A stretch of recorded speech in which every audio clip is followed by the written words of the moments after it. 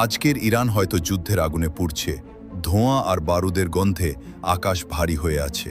কিন্তু এই মাটির এক অন্য ইতিহাস আছে, এক অন্য পরিচয় আছে, যে পরিচয় আজ থেকে ১৫০০ বছর আগে স্বয়ং মানবতার দূত বিশ্বনবী হজরত মোহাম্মদ সাল্লাল্লাহু আলাইহি ওয়াসাল্লাম দিয়ে গেছেন। যখন পুরো বিশ্ব অন্ধকারাচ্ছন্ন, তখন নবীজি সাল্লাল্লাহু আলাইহি ওয়াসাল্লাম পারস্যের এই ভূমি নিয়ে এমন কিছু ভবিষ্যৎবাণী করেছিলেন যা শুনলে আজও মুমিনের হৃদয় জুড়িয়ে যায়। পারস্যের সাথে ইসলামের সম্পর্কের সূচনা হয়েছিল একজন মহান মানুষের মাধ্যমে, যার নাম হজরত সালমান ফার্সি রাদিয়াল্লাহু আনহু। তিনি সত্যের সন্ধানে পারস্য থেকে সুদূর মদিনায় এসেছিলেন। একদিন সাহাবীদের মজলিসে নবীজি সাল্লাল্লাহু আলাইহি ওয়াসাল্লাম বসেছিলেন। তখন পারস্যের ভবিষ্যৎ নিয়ে প্রশ্ন উঠল।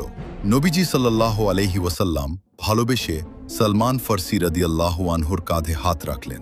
এই একটি স্পর্শই যেন বদলে দিল পারস্যের মর্যাদা। তিনি কি বলেছিলেন সেই মাহেন্দ্রক্ষণে? চলুন জেনে নিই সহিহ হাদিসের আলোকে।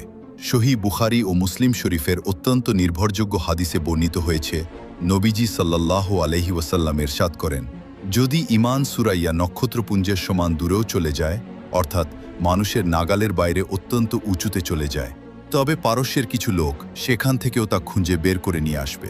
বুখারী 4897, মুসলিম 2546।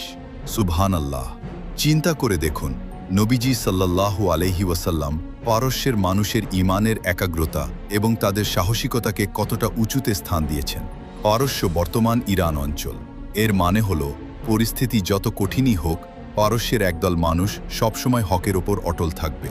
ইতিহাস সাক্ষী, নবীজি সাল্লাল্লাহু আলাইহি ওয়াসাল্লামের এই ভবিষ্যৎবাণী অক্ষরে অক্ষরে সত্য হয়েছে।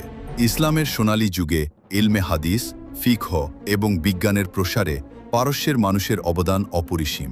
আপনি কি জানেন, হাদিসের শ্রেষ্ঠ ৬টি কিতাব বা শিহা সিত্তাহের প্রায় সব ইমামই ছিলেন পারস্য বা বৃহত্তর ইরান অঞ্চলের। ইমাম বুখারী, ইমাম মুসলিম, ইমাম তিরমিজি, যাদের অক্লান্ত পরিশ্রমে আমরা আজ সহিহ হাদিস পাচ্ছি, তারা সবাই ছিলেন ওই মাটিরই সন্তান। এটিই প্রমাণ করে যে ইরানি বা পারস্যের লোকেরা ঐতিহাসিকভাবেই অত্যন্ত মেধাবী এবং ইসলামের প্রতি পরম অনুগত।